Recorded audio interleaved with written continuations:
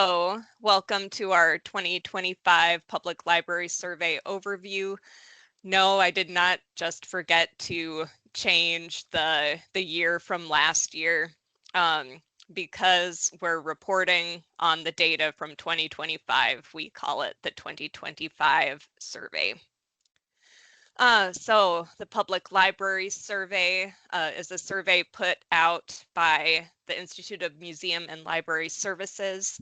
It consists of both federal and state data elements, and all public libraries in the United States and the territories fill this out every year. Because Public Library Survey is a bit of a mouthful to keep repeating, we generally refer to it as the PLS because libraries love acronyms.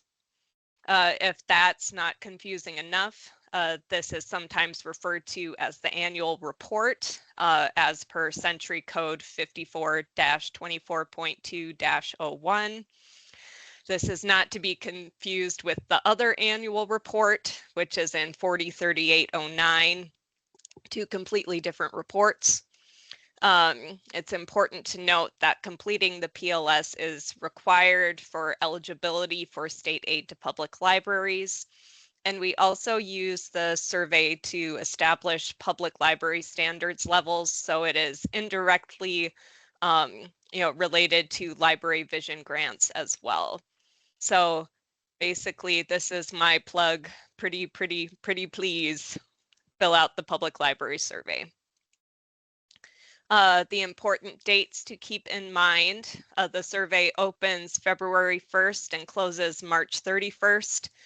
Yes, February 1st does fall on a Sunday this year, but never fear, I will be opening the survey on February 1st, and eager beavers can start it, or like normal people can start it on Groundhog Day, where we'll hopefully see an early springtime. Our survey is done in Counting Opinions.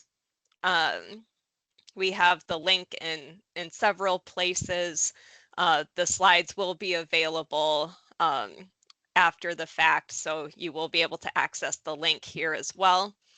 If you do not have your login information, you lost it, the dog ate it, it's okay. I can get you your login information. Just shoot me an email, give me a call, and I will email it to you directly. We do ask that you use the library development email if at all possible. It's okay if you email me directly, but if you use the library development email, even if I happen to be out of the office, someone will see it. Just an overview of the parts of the survey. We once again have quite a few new directors, so I think it'd be beneficial to share this again. The first section is identification. This is largely pre-filled for you. I believe the only thing you have to mark is yes or no, did your legal service area change? Library governance is mostly yes, no questions dealing with your library board and the policies you have in place. Branches and hours are, dealing with how many hours are you open on a typical Monday sort of questions. The next two sections will only, open up if you have a bookmobile or you have a branch. But it's asking the same questions about the hours and things of that nature. Paid staff questions, pretty self-explanatory. Operating revenue and expenditures, so what did you spend to run the library? And then capital revenue and expenditures are, for capital expenses, so the big ticket items. Questions about the library collection, holdings and circulation numbers. We have some yes, no questions about online library resources, public service programs, the most difficult section by far. technology, and outreach and marketing. General tips and tricks, especially if this is your first time filling out the survey, go through the survey once before filling it out. Find the sections you can answer quickly and easily. Go ahead and do those first. Identify the sections you'll need additional help filling out so that you're not in a panic because the auditor is out of the office for 2 weeks right in the middle, things like that. Definitely save as you go along. There is nothing quite so heartbreaking as losing the survey that you've worked so hard on filling it out. Print or save a copy for your files. Definitely submit when finished, because if you don't hit submit, I don't get your submission, which is pretty sad. I would encourage you to make notes. There are 2 places to make notes. If you click on the question number, there is a note field. That's for procedural notes, like to remind yourself where you find the information. Those notes stick and carry over from year to year. So if you want to utilize the procedural notes feature, I highly encourage you to do so. And then there is a notepad next to every question, and those are for explanatory notes. If Counting Opinions yells at you because you put 0 for adult programming, that's where you put the notes that adults don't attend programs, so I don't give them programs.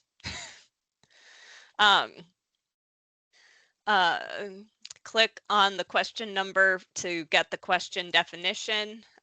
If you're ever not sure what they're asking for, that can be very helpful.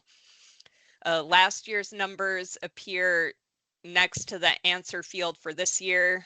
So you're able to see, oh, wow, the number I got this year was really different. I wonder why.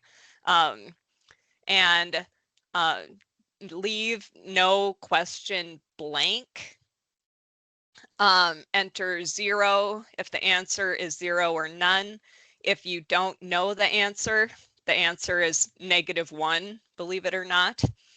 And there are yes, no, missing questions. And please answer them yes or no if you definitely know the answer, if you do not have the answer right now. If a box is grayed out, that's pre-filled and you can't change it.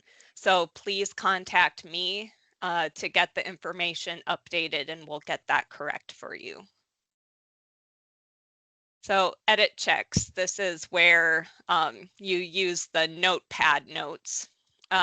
These are triggered if the answer is 0, the exact same as last year, very different from last year, or if the relationship between 2 answers doesn't make sense.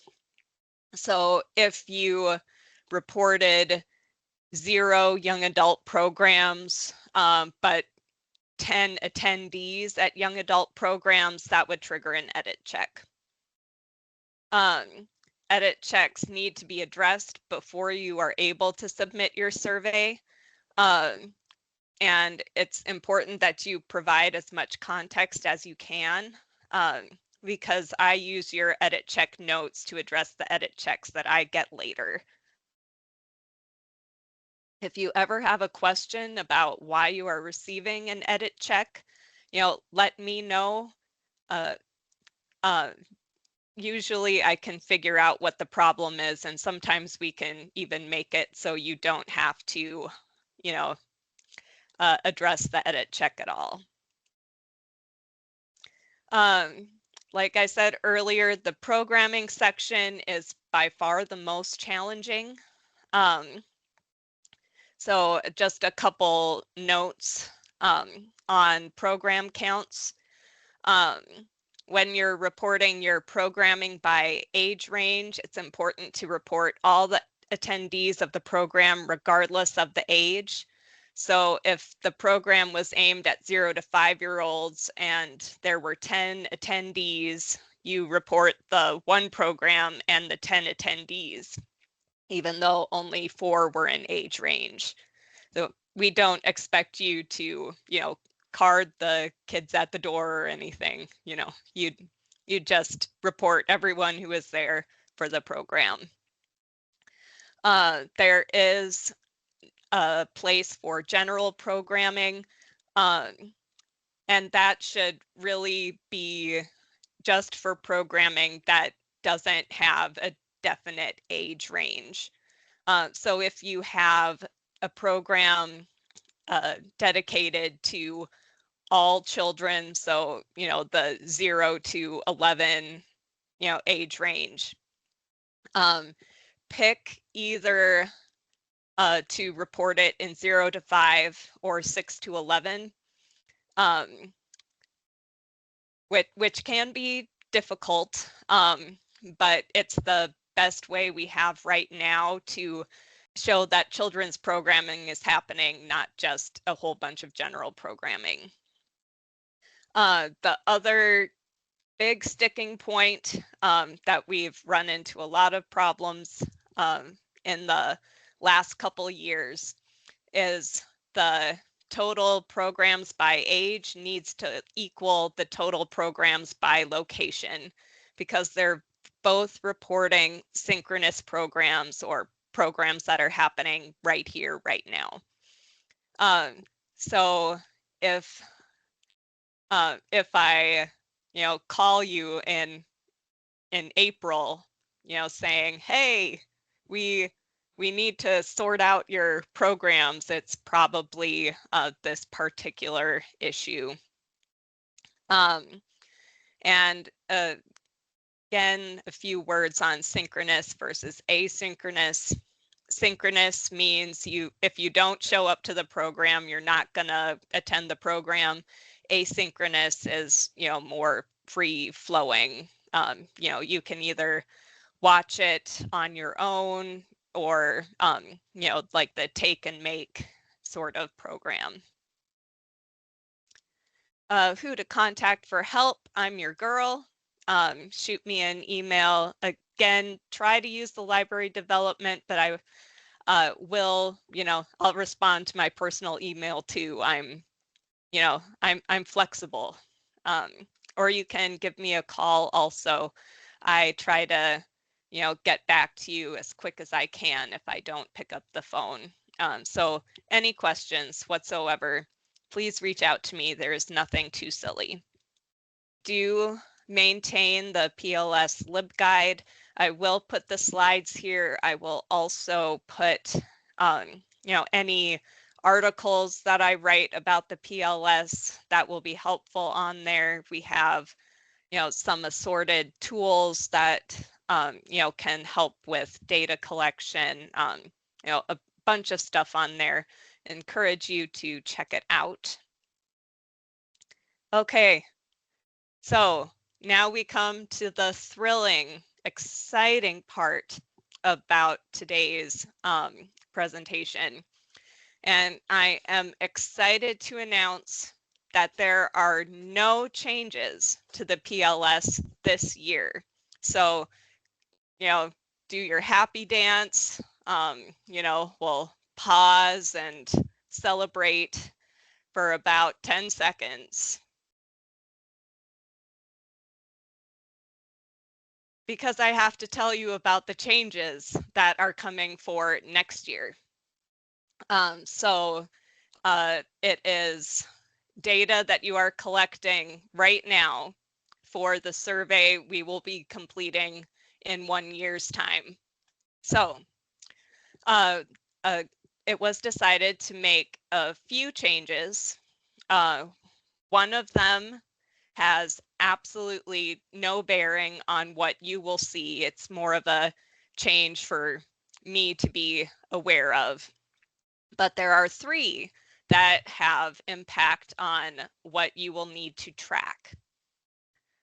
So we will be adding 3 meeting space elements, and this will be an outlet level question. And what this means is any libraries that have multiple branches will be asked to answer this question for each of their branches as well as the main library. So the first question is total number of meeting spaces available to the public. And this is flexible, loosey-goosey. You have, a nook with chairs. That's a meeting space available to the public. You can count it. You have an outdoor area where people can gather. You can count it. Loosey-goosey. Any sort of meeting space you have available in your library, you can count it. The next question is number of reservable meeting spaces. And so that means specifically spaces that people, can go to the desk and reserve in advance. And related to that, the number of times a reservable meeting space was reserved. So they're not asking for unscheduled uses of the space. They're not asking how many times. They're not asking you to not count if you have a no-show. It's just counting the number of reservations, outside of, library programming. So if a member of the public reserves the meeting space, you count it, whether they show up or not. Okay, then we will be removing the recorded program elements. So that's total number of asynchronous program presentations and total views of the asynchronous program presentations. The reason it was decided to do this was because there really weren't very many libraries that were reporting this type of program anymore. Was largely, it sprang from COVID, why we started, collecting that information. And now that library programming is largely in person, once again, it was decided to decrease the burden, especially with the unreliable views tracking on Facebook and things like that. And then we will be deleting some of the location questions for programming. So we'll be removing synchronous in-person on-site and synchronous virtual programming and the attendance for both of those. So the nice thing about this, we will continue to report off-site programming, but we will no longer have to have the programs by age equal the programs by location. So it'll be a lot less headache for you, a lot less headache for me, and the peasants can rejoice.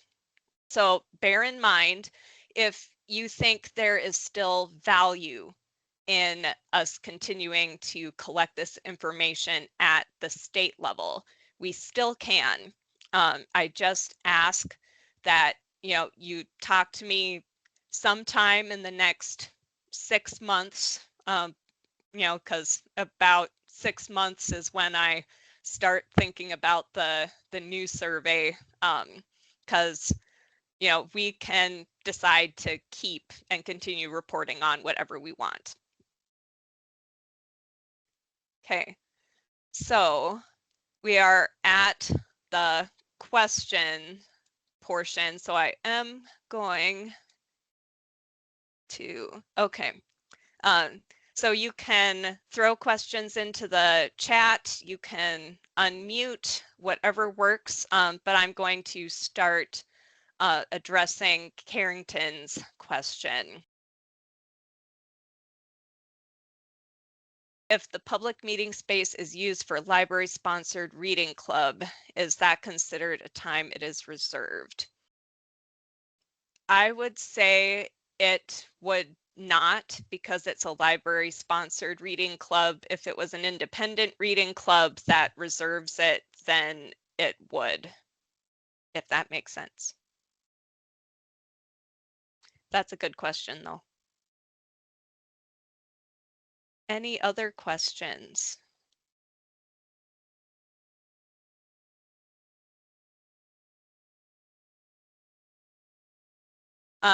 Yes. So synchronous programming happens, uh, you know, at a specific time, at a specific place. If you don't show up, you're not going to go there. Synchronous is in person, right here, right now.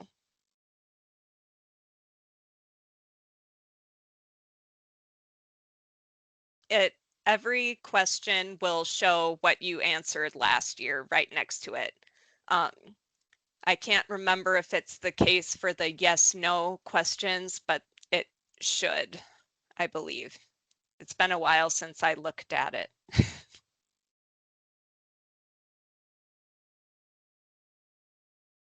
Okay, so for the programs, you'll still want to do the programs by age. So that's 0 to 5, 6 to 11, young adult, adult, and general. And you'll want to track the off-site program. So anytime you hold a program not in the library or, its surrounding area, and I believe that is all you're going to need to track. But hang on, I'm going to log in quick and look at the questions, just so that I'm not steering you completely wrong. And the other one that you'll still be recording is the passive program, so the asynchronous in person, so the take and make stuff.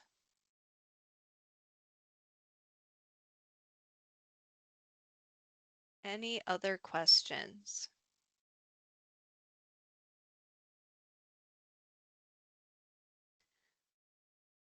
I did put a refresher on answering the yes/no questions for electronic resources.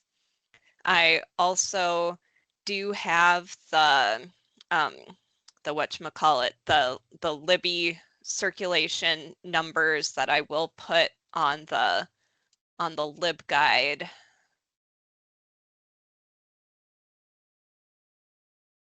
I will be doing the question and answer check-in towards the end of February. I'll give you guys the exact date here. On the 25th.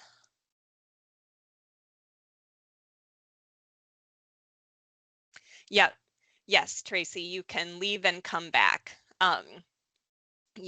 Just be sure to hit save.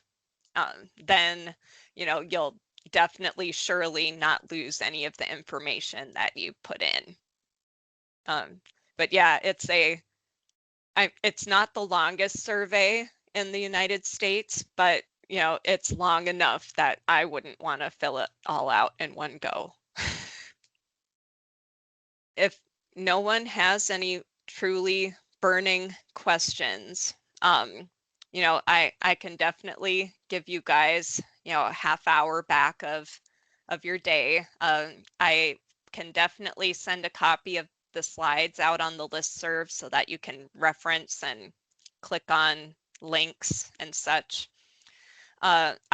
This was recorded. I will let you know as soon as the recording is available and you can, view that. And, I'm here for you.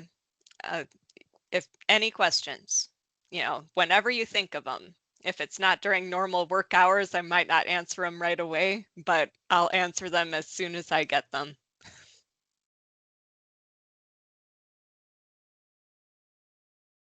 I would consider bookmobile offsite, because I suppose even though the bookmobile is a little branch of the library, it's not in the physical library building. I guess that's why I do offsite. I appreciate you guys. We'll have an awesome PLS season. It's going to be great.